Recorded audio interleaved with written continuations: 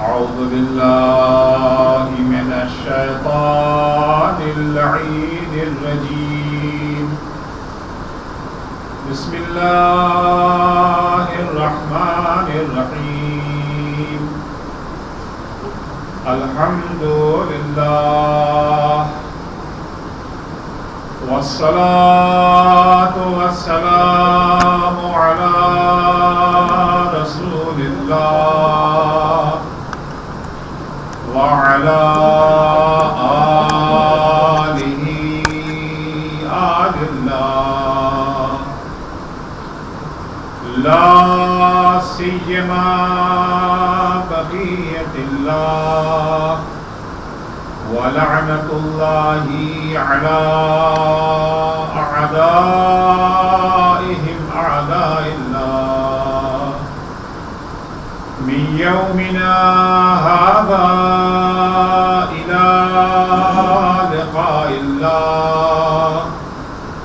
أما بعد فقد قال الله قل إنما أنا منذر وما من إله إلا الله الواحد القهار. صلوات پڑھیں گے.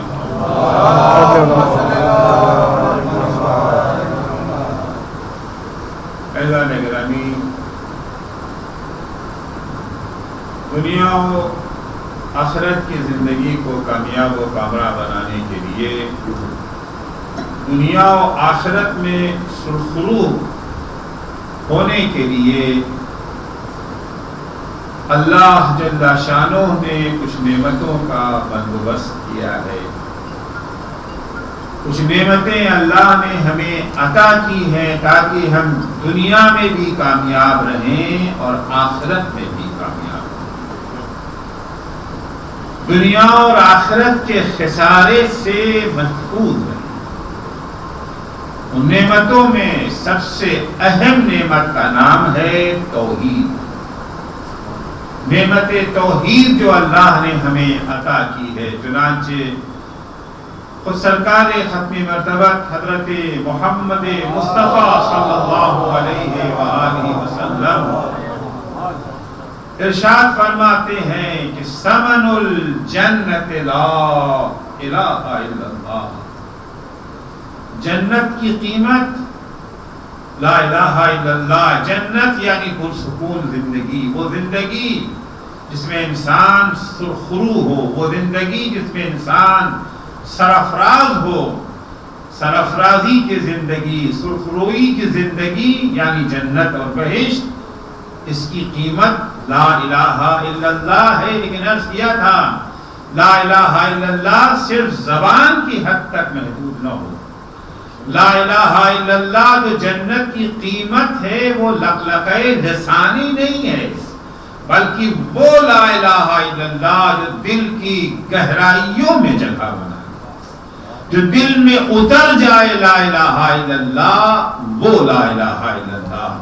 اور جب دل میں لا الہ الا اللہ جگہ بنا لیتا ہے تو پھر اب اس دل میں نہ حسد رہ جاتا ہے، نہ کینہ ہے، نہ نفرت ہے، نہ بغض ہے، کیونکہ اللہ ولی الذین آمنوا یخرجہم من الظلمات الی النور. جس دل میں خدا بس جاتا ہے، جس کا ولی اللہ بن جاتا ہے، اللہ جس کا ولی بن جاتا ہے، اسے تاریکیوں سے نکال کر کے روشنی میں داخل کر دیتا ہے. حسد تاریکی ہے، نفرت تاریکی ہے، کینہ تاریکی ہے، بخل تاریکی ہے. جتنے گناہ ہیں یہ سارے تاریکی کا مظہر ہیں. اللہ انہیں تاریکی سے نکال کے نور کی وادی میں داخل کر دیتا ہے. ایک صلوات پڑھیں گے محمد و آل محمد پر. دل میں اگر توحید نے جگہ بنا لی تو اس دل میں کسی کے لیے کینہ و نفرت نہ ہوگا. سرکار ختم مرتبت حضرت محمد مصطفیٰ صلی اللہ علیہ وآلہ وسلم کا ارشاد ہے، حضور فرماتے ہیں من بات وفی قلبہ غش لأخیہ المسلم جو انسان رات کو اس عالم میں سو جائے اس کے دل میں اس کے مسلمان بھائی کے لیے کوئی کینہ پایا جاتا ہو، کوئی نفرت کا جذبہ پایا جاتا ہو۔ من بات وفی قلبہ غش لأخیہ المسلم بات علی سخط وَأَصْبَحَ كَذَلِكَ حَتَّى يَتُوبَ، جب وہ سو جائے گا اس کا یہ سونا اس عالم میں ہے کہ اللہ اس سے ناراض ہے۔ صبح جب سو کر کے اٹھے گا صبح کر رہا ہے اس عالم میں کہ اللہ اس سے ناراض ہے، حَتَّى يَتُوبَ، یہاں تک کہ وہ توبہ کر لے۔ جب تک وہ توبہ نہیں کر لیتا ہے، اگر دل میں اس نے کسی مسلمان کے لیے نفرت کو جگہ دے دی، کینے کو جگہ دے دی، تو پھر اللہ اس سے راضی نہیں ہو سکتا ہے۔ موحد وہ نہیں ہے جس سے اللہ راضی نہ ہو، موحد تو محبوب خدا ہوتا ہے۔ اگر اللہ اس سے ناراض ہے، اگر اللہ اس سے نفرت کر رہا ہے، اس کا معنی اور مفہوم یہ ہے اس کے دل میں توحید کی جگہ ابھی تک نہیں بنی ہے۔ اس کے بعد حضور اکرم کے سلسلے میں فرماتے ہیں وَمَنِ اغْتَابَ امْرَأً مُسْلِمًا بَطَلَ صَوْمُهُ وَنُقِضَ وُضُوءُهُ، اگر کوئی انسان کسی مسلمان کی غیبت کرتا ہے، عرض کیا کہ لا الہ الا اللہ صرف زبان کی حد تک نہیں ہے، اگر مسلمان اپنے کو مسلمان بھی کہتا ہے، لا الہ الا اللہ بھی زبان پہ جاری ہے، اور اسی کے ساتھ ساتھ کسی مسلمان کی غیبت کر رہا ہے، من اغتاب امرأ مسلما بطل صومه ونقض وضوءه، اس کا روزہ باطل ہو جاتا ہے، اس کا وضو ٹوٹ جاتا ہے۔ البتہ وضو ٹوٹنے سے مراد یہ نہیں ہے جو اسباب ہوتے ہیں، یعنی وضو کا جو کمال ہے وہ نقص میں تبدیل ہو جاتا ہے۔ اسی طریقے سے روزے کا جو مقصد ہے وہ مقصد فوت ہو جاتا ہے۔ اس کا مطلب یہ نہیں ہے کہ آپ کو روزے کی جو قضا رکھنا ہے، یعنی روزے کے قضا تو نہیں رکھنا ہے، لیکن جو روزے کا مقصد تھا، جو روزے کا کمال تھا، جو روزے کا ثواب تھا، جو روزے کا اثر تھا، اس اثر سے یہ روزے دار محروم ہو جائے گا جس نے کسی مسلمان کی غیبت کی ہے۔ اس کے بعد فرماتے ہیں وَجَاءَ يَوْمَ الْقِيَامَةِ تَفُوحُ مِنْ فِيهِ رَائِحَةٌ انتن من الجیفا، جب یہ قیامت کے دن آئے گا، جس عالم میں آئے گا، اس کے دہن سے ایسی بدبو آ رہی ہوگی جو مردار کی سڑے ہوئے جانور کی بدبو سے بھی بدتر بدبو ہوگی۔ یتعزا اہل الموقف، جتنے لوگ بھی میدان محشر میں کھڑے ہوئے ہیں اس بدبو سے تکلیف محسوس کریں گے، اذیت میں مبتلا ہو جائیں گے۔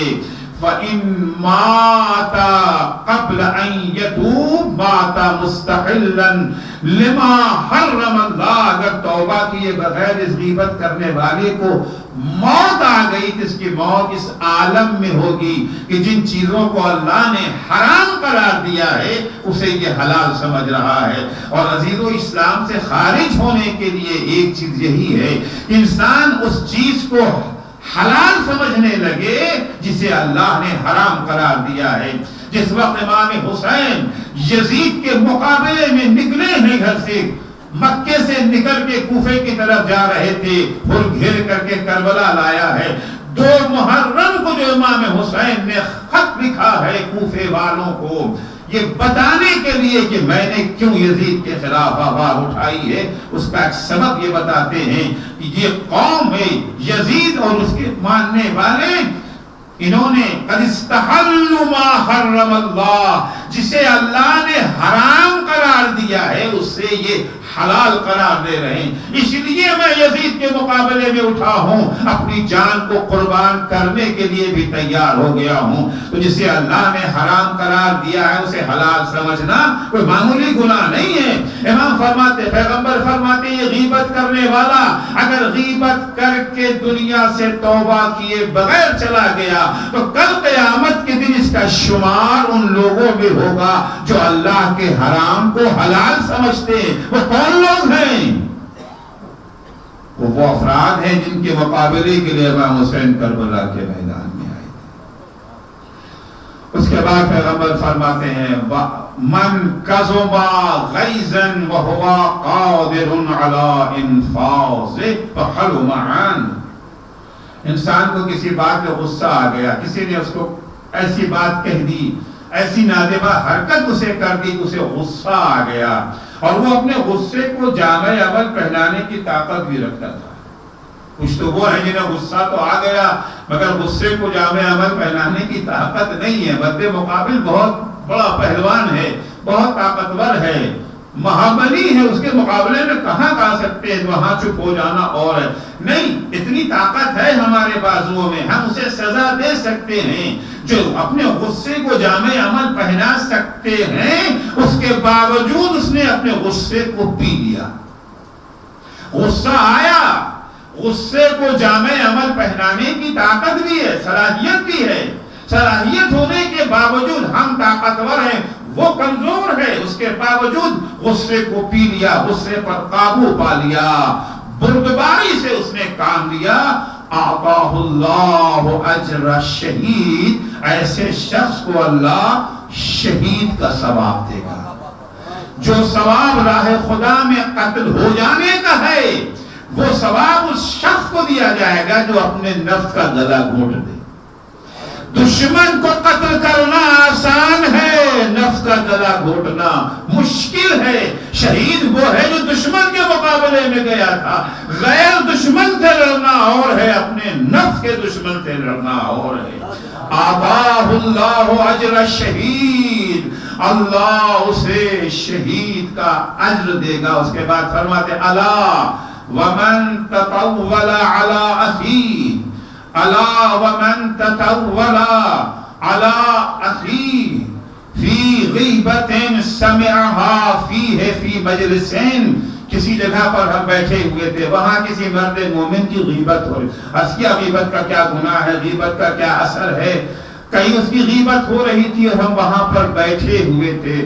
دو ریئیکشن ہوتا ہے، ایک ریئیکشن یہ کہ خاموش چپ چاپ اس کی غیبت کو سنتے رہے، بلکہ تین ریئیکشن ہو سکتا ہے، چپ چاپ سنتے رہے، نہ ہاں نہ نہ، یا نہیں اس میں اور ہم نے بھی نمک مرچ لگانا شروع کر دیا، حوصلہ افزائی سے کام لیا۔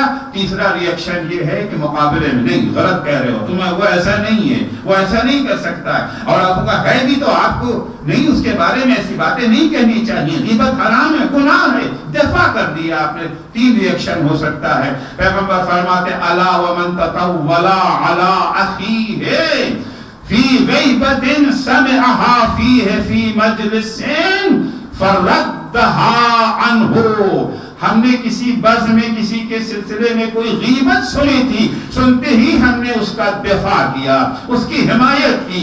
غیبت کرنے والے کو کہا نہیں آپ صحیح نہیں کہہ رہے ہیں، آپ کو اس کی غیبت نہیں کرنا چاہیے، اس کے پسے پش اس کی برائی نہیں کرنا چاہیے۔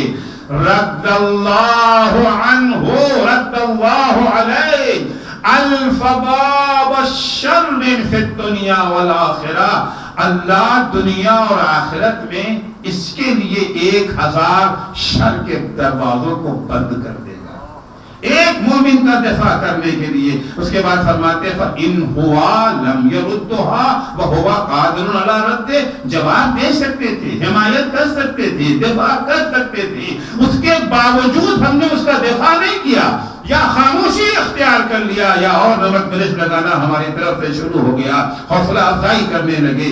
ان دونوں صورتوں میں فَإِن لَمْ يَرُدُّهَا وَهُوَ قَادِرٌ عَلَىٰ رَدِّهِ کان علیہ کوزر من اغتابہ 70 مرہ، غور سے سنیے گا، اگر ہمارے سامنے کسی کی غیبت ہوتی رہی، ہم نے خاموشی اختیار کر لیا، سکوت اختیار کر لیا، اس کی حمایت نہیں کی، اس کا دفاع نہیں کیا، دفاع کر سکتے تھے، ہمارے پاس اتنی طاقت تھی، ہمارے زبان میں اتنی صلاحیت تھی، مگر ہم نے نہیں کیا۔ ہم سے کیا مطلب ہے، برائی ان کی ہو رہی ہے، ہم کیوں بولیں، ہم کیوں لوگوں کے درمیان اپنے کو خراب کریں؟ اگر ہم نے دفاع نہ کیا، غیبت کرنے والے کی جو سزا ہے نا، اس کی 70 گنا سزا ہمیں ملے گی جو ہم خاموش رہ گئے۔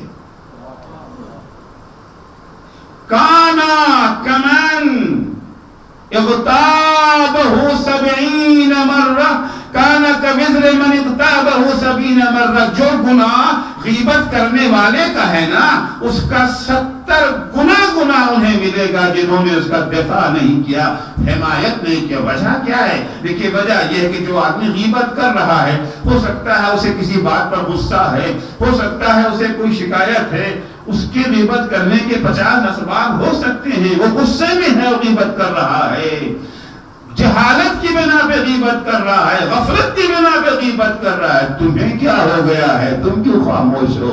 تم کیوں دفاع نہیں کرے؟ تمہیں تو غصہ بھی نہیں ہے، تمہارا تم سے کوئی جھگڑا بھی نہیں ہے، تمہاری تو کوئی لڑائی بھی نہیں ہے. کیا وجہ ہے کہ تم جانتے ہوئے اس کا دفاع نہیں کر رہے ہو؟ ایک صلوات پڑھیں گے محمد و آل محمد پر. تو توحید کا تعلق زبان سے نہیں ہے، تعلق دل سے ہے، قلب سے ہے. جس دل میں خدا آ گیا، دن میں اگر سورج نکل آیا ہے تو اندھیرا رہے گا؟ اندھیرے کا وجود ہو سکتا ہے. جس دل میں نور توحید کی روشنی ہو وہاں اندھیرا کیسا؟ وہاں اندھیرے اور ظلمت کا کوئی تصور بھی نہیں کیا جا سکتا ہے. عزیزو، توحید کا ایک اثر عرض کیا کہ یہی اخلاقیات کے میدان میں ایک اثر توحید کا یہ ہے کہ انسان کی زندگی سے حزن و اندوہ اور خوف ختم ہو جاتا ہے. بہت بڑا مسئلہ ہے ڈر. آج دنیا کی بڑی آبادی خوف میں زندگی بسر کر رہی ہے، خاص طور سے آج کل کے ماحول میں. آج کل کے ماحول میں ڈر اور خوف جس طریقے سے لوگوں پر جو ہے مسلط ہوا ہے، اس ڈر اور خوف کا جو اثر ہوتا ہے، جو نقصان ہو، آخرت کے نقصان تو اپنی جگہ پر ہے. دنیا میں جو ڈر اور خوف کا نقصان ہے، اسٹریس کا جو نقصان ہے، خوف کا جو نقصان ہے، وہ آپ لوگوں کی نگاہوں سے مخفی نہیں ہے. یہی بیماری جو آج پھیلی ہوئی ہے، اس میں سب سے بڑا ہاتھ اسی اسٹریس کا ہے. اس بیماری سے اتنا زیادہ نقصان نہیں ہے جتنا بیماری کی وجہ سے پیدا ہوئے اسٹریس اور خوف سے نقصان ہے. آپ ڈاکٹروں سے جا کر پوچھیں، سائنسدانوں سے جا کر کے پوچھیں کہ زیادہ تر جو اموات ہو رہی ہیں، زیادہ تر جو موتیں ہو رہی ہیں، وائرس کی بنا پہ کم ہو رہی ہیں، اسٹریس کی بنا پر زیادہ ہو رہی ہیں. اسٹریس کیا ہے؟ وائرس کیا ہے؟ آج جو اتنا خوف، اتنی وحشت، اتنی دہشت پھیلی ہوئی ہے، مسجدیں بند ہیں، امام باڑوں پر پابندیاں ہیں، جلوسوں پر پابندی ہے نا، سارے مسائل چل رہے ہیں. آج 4 آدمی اگر آپ یہاں بیٹھے ہیں تو یہ بھی شاید اجازت نہیں ہے اس طرح سے بیٹھنے کی. بہرحال آپ بیٹھ گئے ہیں، آ گئے ہیں. عزیزو، وائرس اللہ کی ایک نعمت ہے. یعنی میں صرف یہ قرآن اور حدیث کی روشنی میں نہیں کر رہا ہوں، آج علم روح سائنس کے اعتبار سے بھی اگر آپ دیکھیں گے وائرس کیا کرتا ہے. وائرس جو ہے بدن میں داخل ہو جاتا ہے، ناک کے ذریعے سے، منہ کے ذریعے سے، جہاں کہیں یہ جو ہے سوراخ ہے اس طریقے سے وائرس ہمارے بدن میں چلا گیا. وائرس نعمت بھی ہے، وائرس زحمت بھی ہے. جیسے پانی نعمت بھی ہے، رحمت بھی، اور یہی پانی زحمت بھی بن جاتا ہے. اگر صحیح طریقے سے پانی کو کنٹرول کر لیا جائے تو پانی رحمت ہے، اور اگر اسے کنٹرول نہ کر سکے، سیلاب کی شکل اس نے اختیار اگر کر لیا تو یہی پانی جو ہے زحمت بن جاتا ہے. وائرس جب ہمارے بدن میں داخل ہوتا ہے، پروردگار نے ایک انتظام کر رکھا ہے، کیونکہ ظاہر سی بات ہے یہ وائرس جو دنیا میں پایا جاتا ہے یہ شر نہیں ہے، اسے ہم نے شر بنا لیا ہے. کیسے بھی عرض کروں گا، اللہ نے شر نہیں پیدا کیا ہے، جو اللہ نے پیدا کیا ہے وہ خیر ہے. ہم خیر کو شر میں تبدیل کر دیتے ہیں. سائنسدانوں کا کہنا ہے کہ اگر یہ وائرس نہ ہوتے تو ہمارا قد جو آج ہم 5 فٹ 6 فٹ کے دکھ رہے ہیں، 70-80 سینٹی میٹر سے زیادہ ہمارا قد نہ ہوتا. یہ وائرس کی دین ہے. بدن میں جب وائرس داخل ہوتا ہے، خدا متعال نے اس بدن کے کے اندر سسٹم جو بنایا ہے، نظام جو بنایا ہے، ایک طرف سے وائرس بدن میں آتا ہے، دوسری طرف سے وائرس سے لڑنے کے لیے اللہ نے ایک سپاہی رکھا ہے. ہمارے بدن کے اندر اللہ نے ایک سپاہی رکھا ہے. اب جو وائرس بدن میں گیا ہے، دونوں میں جنگ شروع ہوتی ہے. جنگ کا نتیجہ یا وائرس کی فتح کی شکل میں ظاہر ہوگا، یا اس سپاہی کی جو ہے فتح کی شکل میں ظاہر ہوگا. یا سپاہی وائرس پہ غالب آ جائے گا، یا وائرس سپاہی پر غالب آ جائے گا. اگر وائرس سپاہی پہ غالب آ گیا تو اس سے بیماری پیدا ہوتی ہے، اور اگر سپاہی وائرس پہ غالب آ گیا جس سے بدن کا استحکام ہوتا ہے، بدن میں رشت و نمو ہوتا ہے.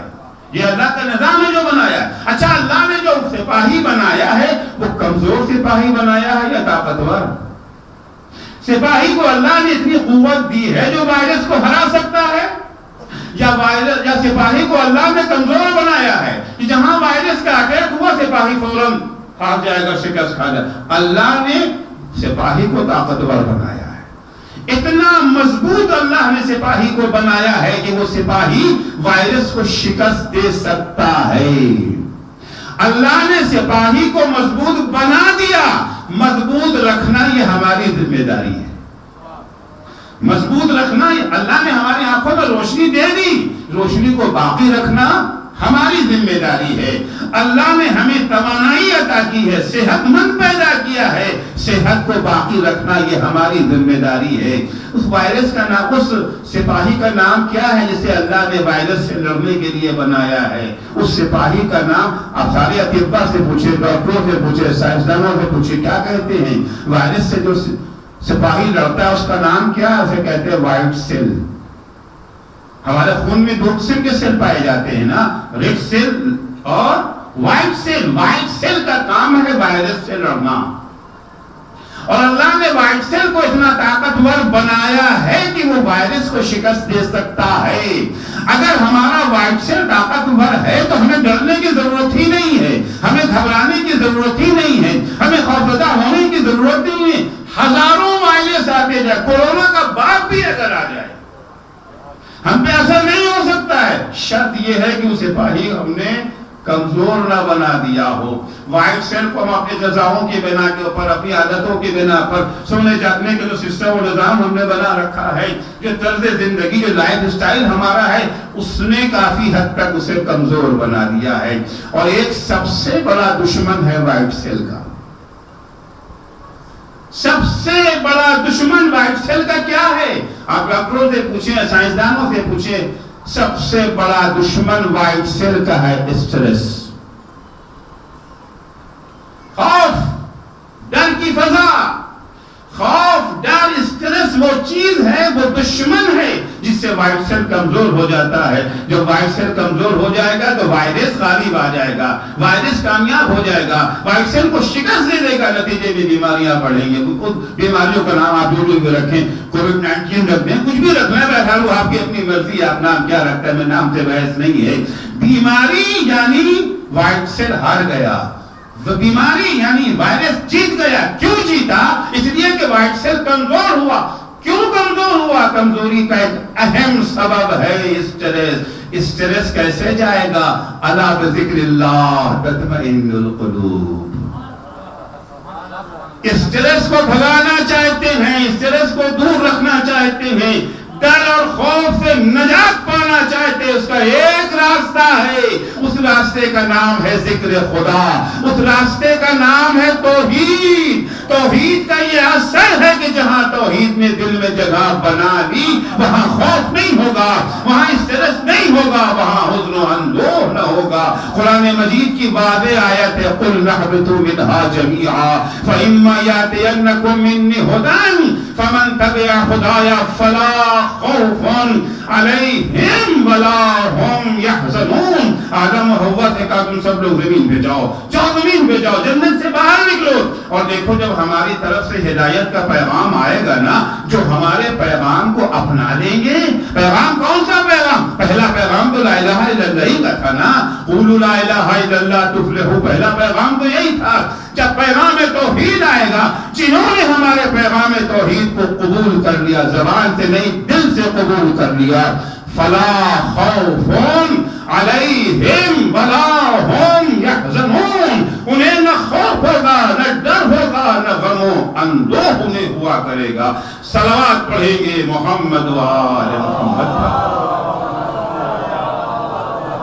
توحید کا ایک بڑا اثر ہے، اسٹریس دور ہو جائے گا، خوف دور ہو جائے گا۔ لیکن آج افسوس یہ ہے کہ مظاہر توحید کو طرح طرح سے کچلنے کی کوشش کی جاتی ہے۔ اس کے بعد چاہتے ہیں کہ وائرس ختم ہو جائے، کورونا کو شکست دے دیا جائے، کووڈ-19 ہمارے درمیان سے ختم ہو جائے، بڑھاوا دینے کا سارا انتظام کر رہے ہیں، اور خواہش یہ ہے کہ مرض سے نجات مل جائے۔ کیسے ممکن ہو سکتا ہے؟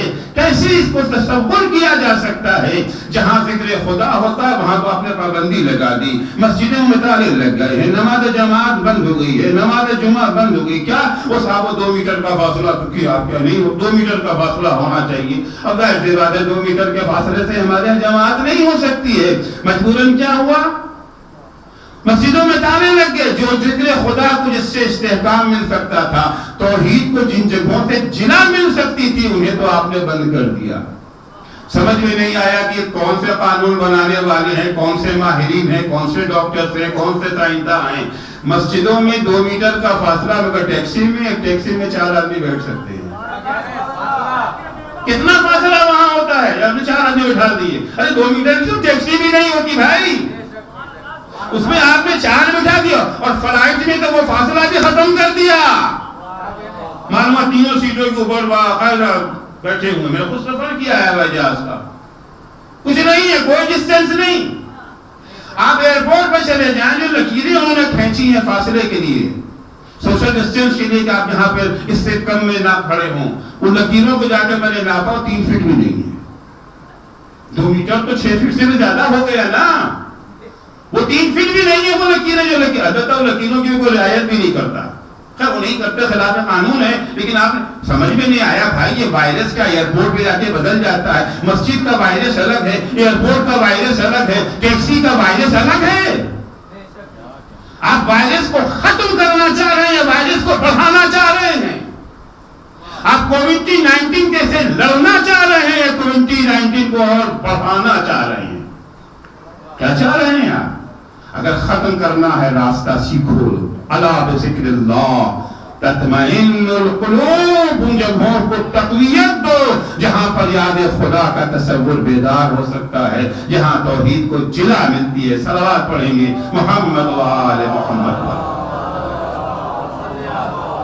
اس طرح سے توحید سے اسٹریس دور ہوتا ہے، خوف ختم ہو جاتا ہے، ڈر نکل جاتا ہے۔ عزیزو، جب ہم نے دل میں ہمارے اللہ کے سوا کچھ ہے ہی نہیں، ہمارے پورے وجود میں پورا وجود ہم نے اپنا اللہ کے حوالے کر دیا، تو ظاہر سی بات ہے جب کسی طاقتور سے کچھ جڑ جاتا ہے تو کمزور کو بھی تو طاقت مل جاتی ہے نا۔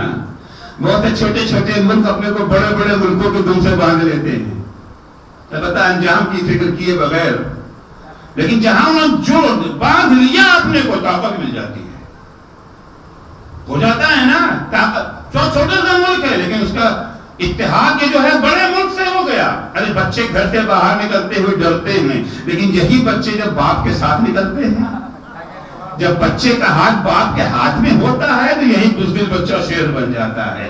جب باپ کے ہاتھ میں ہاتھ دے کر کے ہماری طاقت بڑھ جاتی ہے، اگر خدا کے ہاتھ میں اپنا ہاتھ دے دیں، خدا کے ہاتھ میں اگر ہاتھ دے دیا تو ہماری طاقت کا کیا عالم ہوگا۔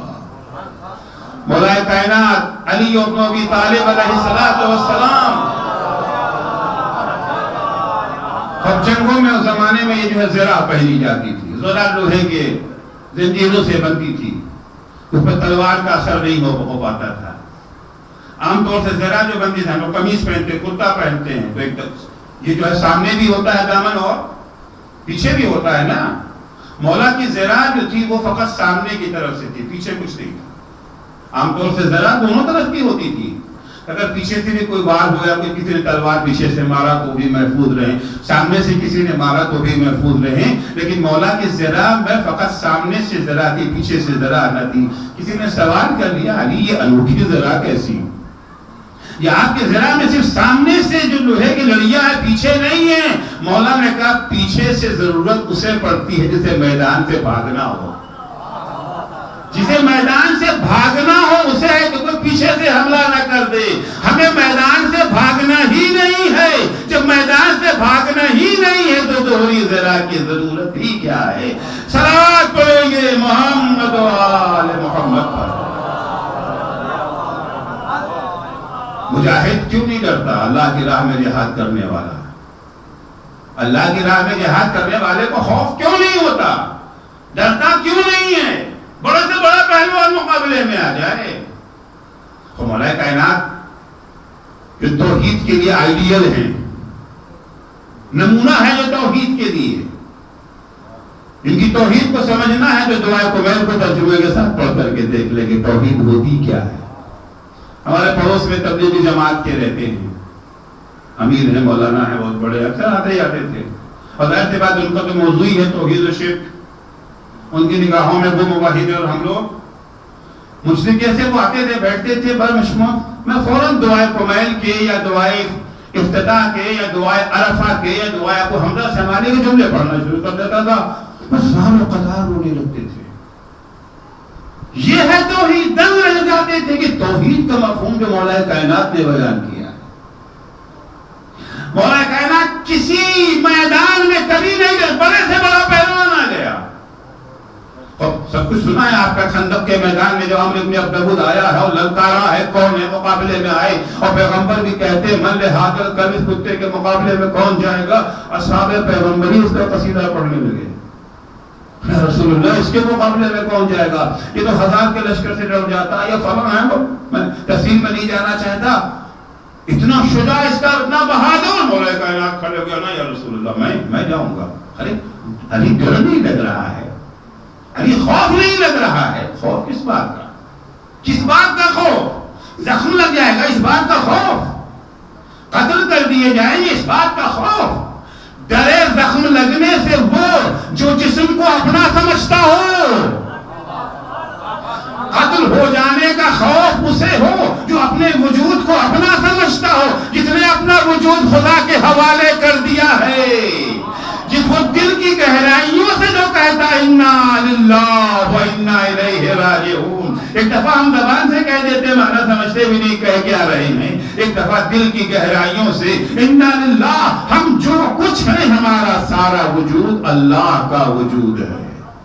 ٹینشن کا ہے کا ہم کارخانے کے مالک ہیں تو ہمیں ٹینشن ہوگا، ہمیں سٹریس ہوگا.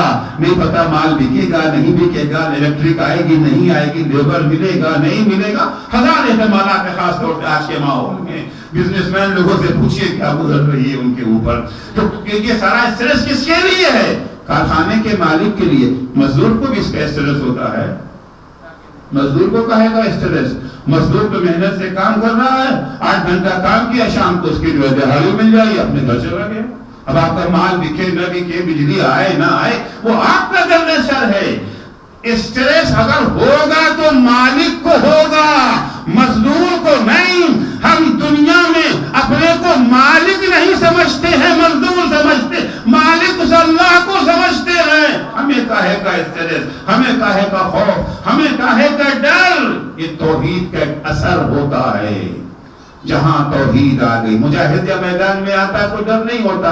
کیوں ڈر نہیں ہوتا ہے؟ اس لیے کہ مجاہد کی نگاہ میں 2 ہی نتیجہ ہے نا، یا ہم شہید، یا ہم مارے جائیں گے یا ہم ماریں گے. 2 میں سے ایک ہی کام تو ہوگا. عمرو ابن عبدود کے ہاتھوں یا مارے جائیں گے یا عمرو ابن عبدود کا سر قلم کر لیں گے. مارے گئے تب بھی کامیاب، مار دیا ہم نے تب بھی کامیاب. اگر اس نے ہمیں مار دیا تو ہم شہید کہلائیں گے.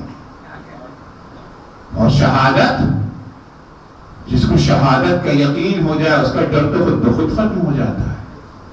زندگی تو ایک دن بہرحال ہاتھ سے جانی ہی ہے نا. اگر زندگی کو موت سے بچانا ہے اس کا بہترین راستہ شہادت ہے.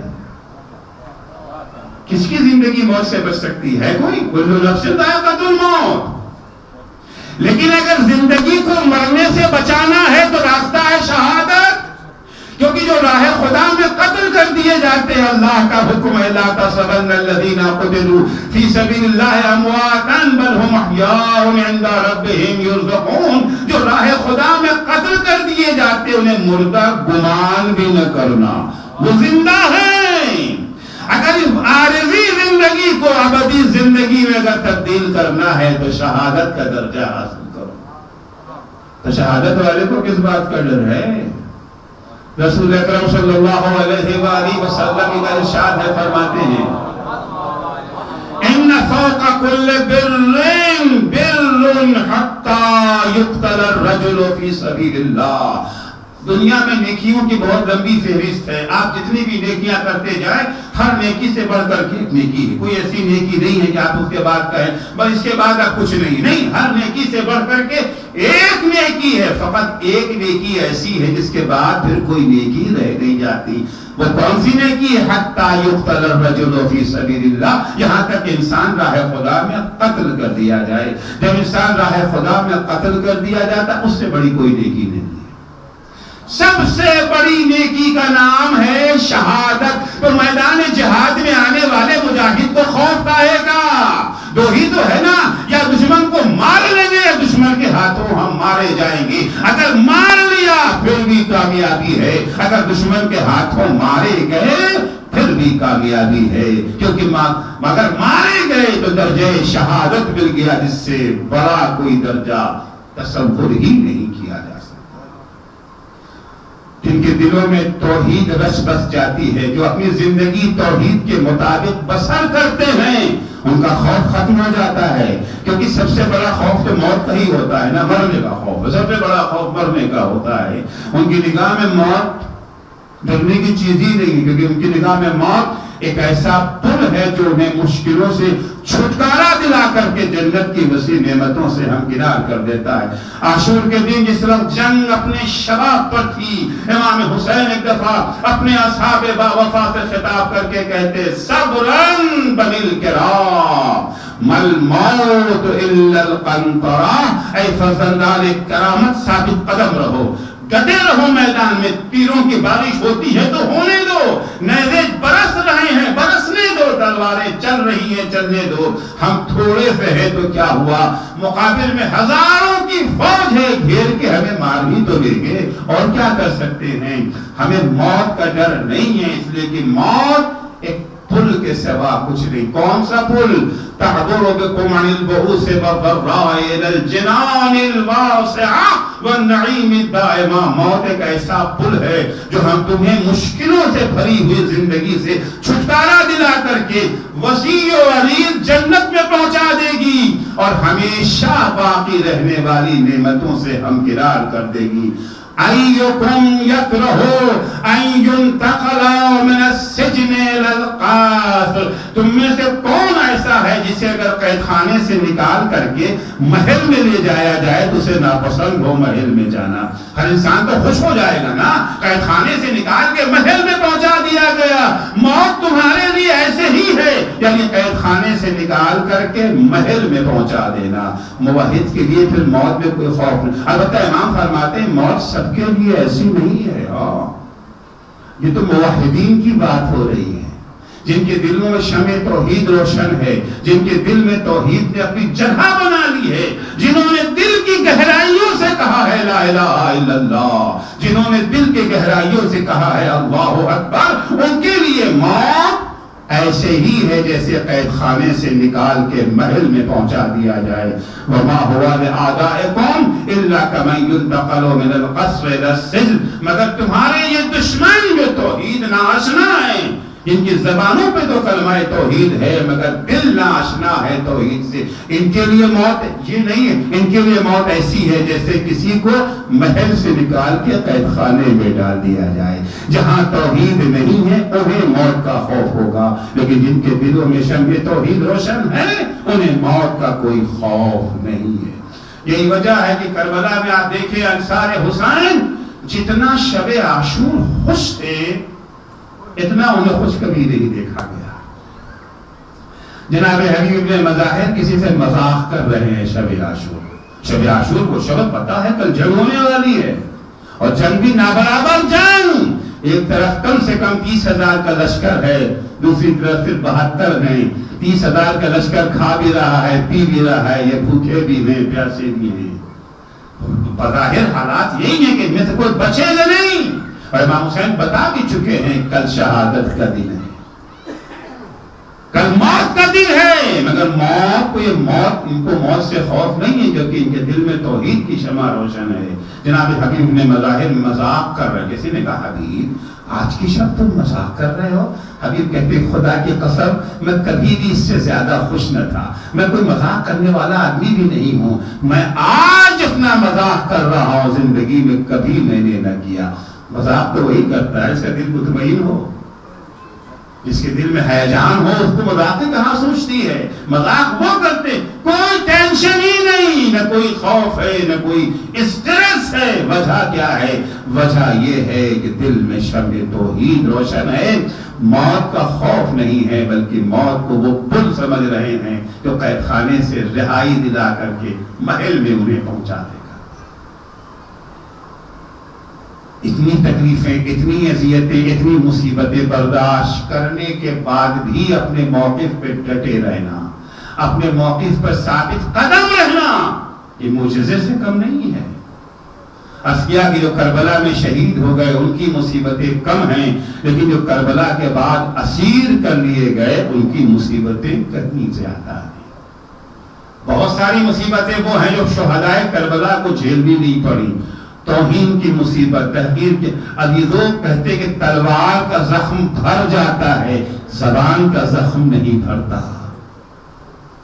حسین کے بدن پر تلواروں کے زخم تھے، حسین کے بدن پر نیزوں کے زخم تھے، حسین کے بدن پر تیروں کے زخم تھے، لیکن زینب کبریٰ کے بدن پر، سید سجاد کے بدن پر لفظوں کے زخم تھے۔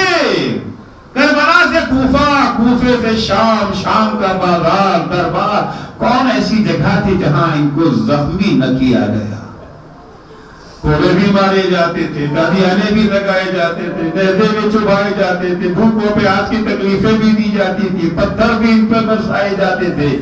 عزیزوں اس کے ساتھ ساتھ نازیبا الفاظ سے بھی نوازا جاتا تھا جسے ہم تصور بھی نہیں کر سکتے، اس تکلیف کا اندازہ بھی نہیں لگا سکتے۔ عزیزوں امام سجاد، جمعے کا دن ہے، امام سجاد کو مسجد نبوی میں لایا گیا ہے۔ عالم یہ ہے کہ ہاتھوں میں ہتکڑی بندھی ہوئی ہے، پیروں میں بیڑیا ہے، گلے میں خاردار توق ہے۔ ارے غلاموں کو بھی اتنی ذلت و رسوائی کے ساتھ نہیں لایا جاتا ہے جس طرح سے امام سجاد کو لایا گیا۔ اس کے بعد خطیب جمعہ منبر پہ جانے کے بعد وہ سارے فضائل جو اہل بیت اطہار کے تھے اسے نسبت دے دیتا ہے بنی امیہ سے، اور وہ ساری خباثتیں، وہ ساری رذالتیں جو بنی امیہ کا خاصہ تھی اسے اہل بیت اطہار سے نسبت دے رہا ہے۔ امام کس طرح سے ان الفاظ کو سن رہے تھے، کیسے امام برداشت کر رہے تھے، لیکن عزیزوں یہ اللہ پر ایمان ہے، یہ اللہ کی توحید کا اثر ہے۔ ان حالات کے باوجود بھی امام نے ہمت نہیں ہاری، حوصلہ نہیں ٹوٹا۔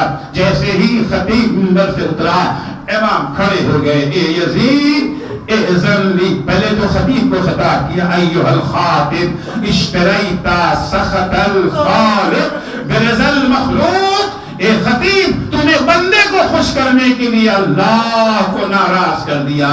فَلْتَبَوَّ مَقَدَكَ مِنَ النَّارِ، اب تو اپنا ٹھکانہ جہنم میں ڈھونڈ لے۔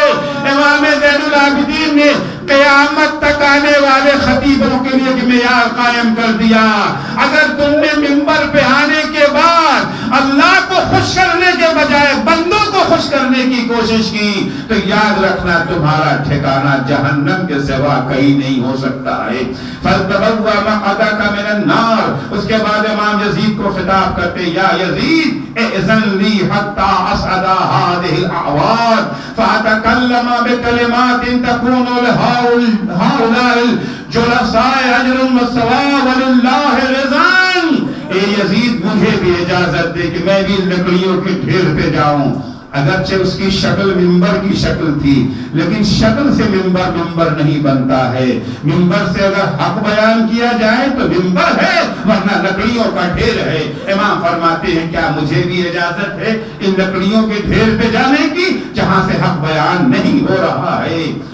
تاکہ میں اس منبر سے وہ باتیں بیان کروں جسے سن کے خدا خوش ہو اور سننے والوں کو اجر و ثواب ملے۔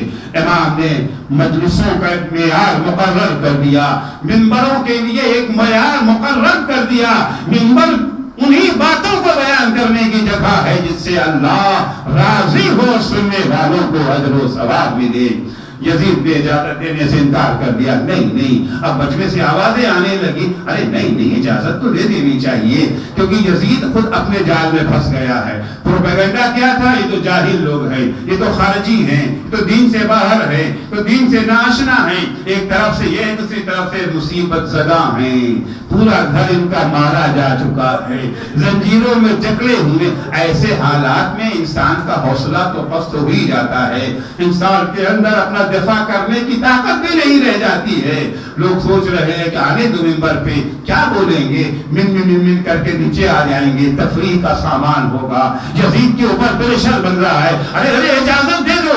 یزید کے قریبی افراد بھی کہہ رہے ہیں، کیونکہ یہ ہیں کون، انہیں کوئی جانتا تو نہیں تھا نا، ان کا تعارف تو نہیں تھا، انہیں پہچانتے تو نہیں تھے، تعارف تو کچھ اور کرایا گیا تھا، پروپیگنڈا تو کچھ اور تھا، مجمع کا اصرار اجازت دے دی جائے۔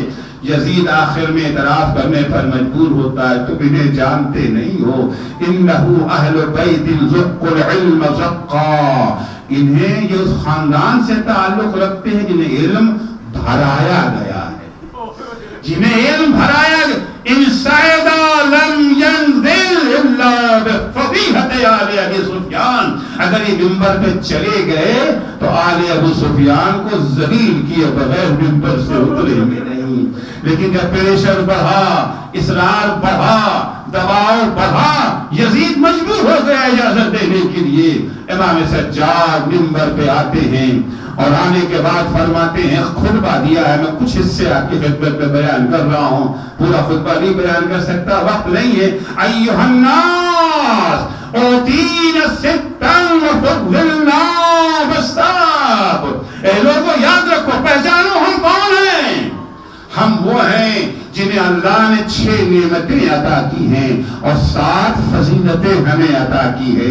اور دین العلم والحلم والشجاعت والفصاحت والسماحت والمحبت فی قلوب المؤمنین، اے لوگوں ہم وہ ہیں جنہیں اللہ نے علم عطا کیا ہے، جنہیں اللہ نے حلم و بردباری عطا کی ہے، جنہیں اللہ نے فصاحت کلام سے نوازا ہے، جنہیں اللہ نے شجاعت دی ہے، جنہیں اللہ نے جمع مردی عطا کی ہے، اور جنہیں یہ شرف دیا ہے کہ مومنوں کے دلوں میں ان کی محبت کو ڈال دیا ہے۔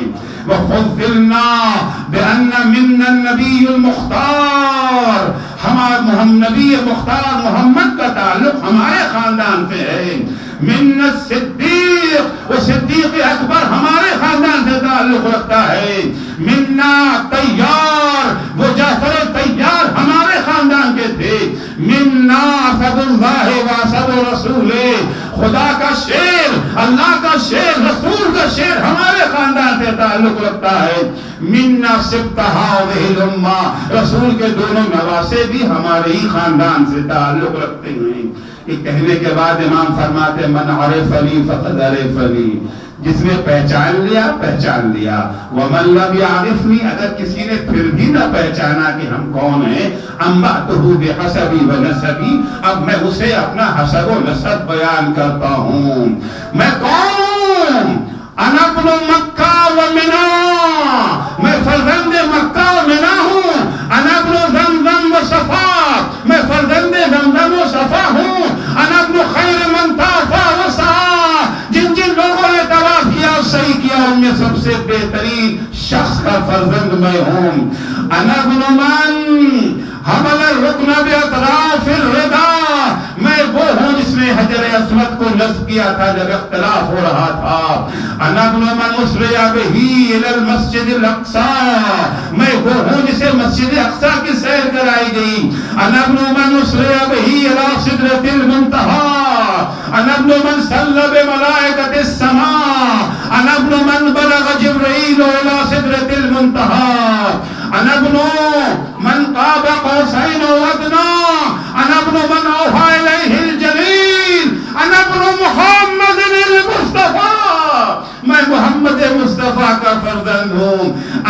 علی المرتضی، میں علی مرتضی کا فرزند ہوں. انا ابن خدیجہ الکبریٰ، میں خدیجہ کبریٰ کا لخت جگر ہوں. انا ابن فاطمہ الزہراء، میں فاطمہ زہرا کا دلبند ہوں. انا ابن قتیل کربلا، میں حسین کا بیٹا ہوں جسے کربلا کی زمین پہ قتل کیا گیا. انا ابن المذبوح من القفا، میں حسین کا بیٹا ہوں جسے پس گردن سے ذبح کیا گیا. انا ابن طرائح کربلا، میں اس کا بیٹا ہوں جس کا جنازہ بے گور و کفن پڑا رہا. انا ابن مقطوع الاعضاء، میں اس کا بیٹا ہوں جس کے بدن کے ٹکڑے ٹکڑے کر دیے گئے. اے عزیزو، یہ بیان سن کر کے نمازیوں میں کوہرام مچ گیا. جو اب تک پہچانتے نہ تھے یہ کون ہے، سر پیٹنے لگے. یزید نے فوراً مؤذن کو حکم دیا، مؤذن جلدی سے اذان دے دے، کیونکہ یہ وہ خاندان ہے جب اللہ کا نام آ جاتا ہے تو یہ چپ ہو جاتے ہیں. انہیں چپ کرنے کا ایک ہی راستہ ہے. مؤذن اذان پر آیا، اللہ اکبر. امام نے کہا کہ لا شیء اکبر من اللہ، میں بھی گواہی دیتا ہوں اللہ سے بڑا کوئی نہیں ہے. اس نے کہا اشہد ان لا الہ الا اللہ. امام نے بھی کہا میں بھی گواہی دیتا ہوں. میرا رواں رواں گواہی دیتا ہے کہ اللہ ایک ہے. جب مؤذن نے کہا اشہد ان محمد رسول اللہ، امام نے کہا اے مؤذن، تجھے اسی محمد کی قسم ہے تھوڑی دیر کے لیے چپ رہ جا. اس کے بعد یزید سے خطاب کیا، یزید یہ بتا یہ محمد تیرے نانا ہے یا میرے؟ اگر کہتا ہے تیرے نانا تو جھوٹا ہے. ارے نانا کا کلمہ پڑھتا ہے، نوازے کو ذبح کرتا ہے. یہ سننا تھا، مجمع کھڑا ہو گیا. ہم یزید کے پیچھے نماز نہ پڑھیں گے. جس اہل بیت کو لایا تھا ذلیل کرنے کے لیے، اہل بیت نے یزید کو اس کے گھر میں ذلیل کر دیا. رسوا ہو گیا یزید. مجمع میں ایک انقلاب آ گیا. یزید نے کہنا شروع کیا خدا لعنت کرے ابن زیاد پر، اس نے حسین کو ذبح کر دیا. میں نے تو نہیں چاہا تھا. اب مجمع کی آنکھیں کھل چکی تھی.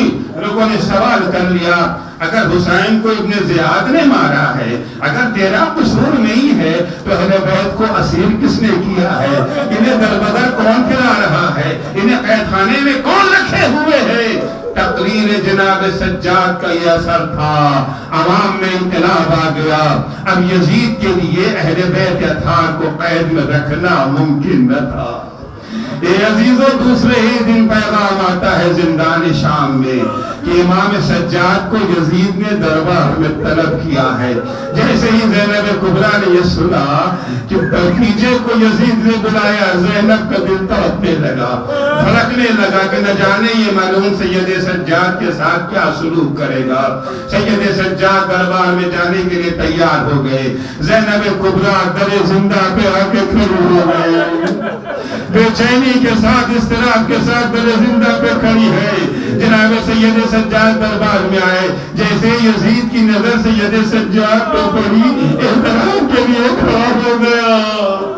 اب دربار کا انداز بدلا ہوا ہے. لوہار کو بلایا گیا، زنجیریں کاٹی گئی، بیڑیاں کاٹی گئی، طوق اتارا گیا. اے سید سجاد، ہم نے تمہیں آزاد کر دیا ہے. تمہارا جی چاہے مدینے میں رہو، جی چاہے شام میں رہو، جہاں تمہارا جی چاہتا ہے. امام نے فرمایا اللہ عظمت حضرت زینب، میں جب تک اپنی پھوپھی زینب سے مشورہ نہیں کر لیتا کچھ نہیں کہہ سکتا ہوں. اس کے بعد یزید سے امام سے کہتا ہے آپ کی جو خواہش ہو میں پورا کرنے کو تیار ہوں. امام کہتے ہیں ہماری اور تو کوئی خواہش نہیں ہے، بس ایک خواہش ہے، وہ یہ ہے جو مال کربلا میں لوٹا گیا ہے وہ واپس کر دیا جائے. یزید کہتا ہے وہ کیا ہے، ہم اس سے کہیں زیادہ مال تمہیں دے سکتے ہیں. امام نے فرمایا ہم وہ مال اس کی مادی قیمت کے لیے نہیں مانگ رہے ہیں، اس میں میری دادی فاطمہ زہرا کے ہاتھ کا بنا مال ہے. اجرکم اللہ. امام کو قید سے رہائی مل گئی ہے. امام زندان شام میں تشریف لا رہے ہیں. جناب زینب بے چینی سے دروازے پہ کھڑی انتظار کر رہی ہے.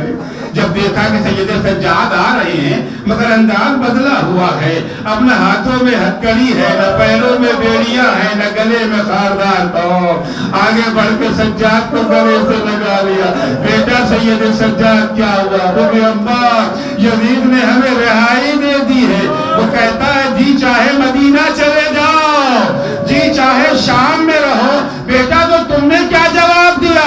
کہا وہ بھی اماں آپ سے مشورہ کیے بغیر میں کیسے کچھ کہہ سکتا تھا۔ جناب زینب فرماتی ہیں بیٹا ہم مدینے تو ضرور جائیں گے، لیکن ابھی تک زینب اپنے بھیا کا غم نہ سکی ہے، اپنے بھیا کا غم نہ بنا سکی ہے۔ میں پہلے بھیا کی مجلس منعقد کروں گی، اس کے بعد مدینے جاؤں گی۔ عزیزو زینب کی یہ مجلس، زینب کا یہ گریہ و بھکا جذباتی گریہ نہیں ہے، زینب اپنی مجلس کے ذریعے دمشق میں حسین کی فتح کا جھنڈا گاڑنا چاہتی ہے، یزید کے مظالم سے لوگوں کو باخبر کرنا چاہتی ہے۔ یزید نے حکم دیا، بس ختم کر رہا ہوں مجلس چند جملے، یزید نے حکم دیا ایک گھر خالی کیا گیا، اہل بیت اطہار قید خانے سے اس گھر میں منتقل ہو گئے، شہر میں اعلان کر دیا گیا حسین کی بہن اپنے بھائی کی مجلس کر رہی ہے، حسین کی بہن زینب اپنے بھیا کی عزاداری کر رہی ہے۔ جن خواتین کو شامل ہونا ہو آ سکتی ہیں، ٹوٹ کے خواتین آئی مجلس میں شریک ہونے کے لیے۔ عزیزو آپ بھی مجلس میں آئے ہیں نا، آپ بھی مجلسوں میں جاتے ہیں، ہمارے مجلسوں کا انداز کیا ہوتا ہے؟ ایک ذاکر منبر پہ آ کر کے کربلا کے واقعات بیان کرتا ہے۔ ذاکر کون ہے؟ ذاکر وہ ہے جس نے کربلا کے واقعات اپنی آنکھوں سے دیکھے نہیں ہے۔ ذاکر نے قاسم کی لاش کو گھوڑے کی ٹانپوں سے پامال ہوتے دیکھا نہیں، علی اکبر کے سینے پہ بچی لگتے نہیں دیکھا، علی اصغر کا گلا چھیدتے ہوئے نہیں دیکھا، کتابوں میں پڑھا ہے، آگے بیان کرتا ہے، آپ سنتے ہیں، آپ کی آنکھوں سے آنسو جاری ہو جاتا ہے، آہو صبح کی صدائیں بلند ہونے لگتی ہے۔ لیکن عزیزو اس مجلس کی ذاکرہ، اس نے کتابوں میں نہیں پڑھا ہے، اس نے کسی سے سنا نہیں ہے، اس نے اپنی آنکھوں سے دیکھا ہے۔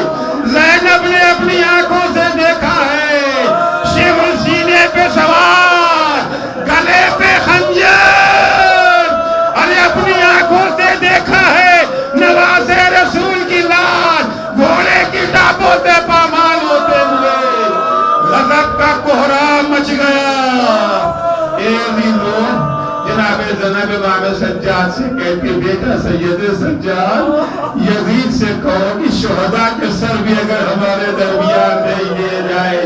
عزیزو ہمارے یہاں بھی کبھی کبھی مجلسوں میں شبیہیں نکالی جاتی ہیں، شبیہ علم، شبیہ تابوت، جھولے کی شبیہ نکلتی ہے نا، جب شبیہیں آتی ہیں مسائب کی رقت میں اضافہ ہو جاتا ہے۔ عزیزو اب شبیہیں نہیں آ رہی ہیں، کبھی علی اکبر کا سر، کبھی عباس و محمد، کبھی قاسم و علی اصغر۔ جب کسی کا سر آتا تھا اس کی ماں آگے بڑھ کے سر کو لے لیتی تھی، قاسم کا سر آیا ان میں فروا نے سینے سے لگایا، اصغر کا ڈنڈا سا سر رواب نے کلیجے سے لگا لیا، حسین کا سر آیا زینب نے آگے بڑھ کے سینے سے لگا لیا۔ دو سر رہ گئے تھے جن کا کوئی لینے والا نہیں۔ شام کی عورتوں نے پوچھا ارے کیا ان بچوں کی ماں دنیا سے گزر گئی ہے؟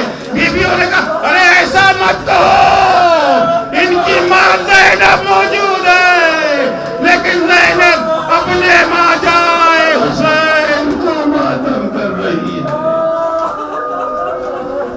الا لعنت اللہ علی قوم ظالمین وسيعلم الذين ظلموا أي منقلب ينقلبون۔ بارہا تجھے واسطہ ہے محمد و آل محمد علیہ السلام کا، ہماری اس مختصر سی عبادت کو قبول فرما۔ بارہا صدقے میں اہل بیت اطہار علیہ السلام کے ہمیں ایسی توحید کی توفیق عنایت فرما جو ہمارے دلوں سے حسد، کینے اور نفرت کو دور کر دے۔ اور الہ ہمیں اس توحید کی توفیق عنایت فرما جو ہمارے دلوں سے خوف، حزن، اندوہ کو برطرف کر دے۔ اور الہ صدقے میں اہل بیت اطہار علیہم السلام کے جو مومنین و مومنات بیمار ہیں انہیں شفائے کاملہ عاجلہ عنایت فرما، جو مقروض ہیں ان کے قرضوں کو ادا فرما، جو پریشان حال ہیں ان کی پریشانیوں کو دور فرما۔ بار الہ شیعیان حیدر کرار، محبان اہل بیت اطہار، زائران سید الشہداء، عزاداران مظلوم کربلا جہاں کہیں بھی ہوں ان کی جان، مال، عزت، آبرو کی حفاظت فرما۔ مارو تجھے واسطہ ہے محمد و آل محمد علیہ السلام کا، مراجع کرام اور رہبر معظم انقلاب اسلامی کی حفاظت فرما۔ امام زمانہ کے ظہور میں تعجیل فرما۔ جب حضرت کا ظہور ہو تو ہمارے اعمال ایسے ہوں کہ ہم ان کے اصحاب و انصار میں شمار ہو سکے۔ اللہم عجل فی فرج مولانا صاحب الزمان واجعلنا من اعوانہ وانصارہ۔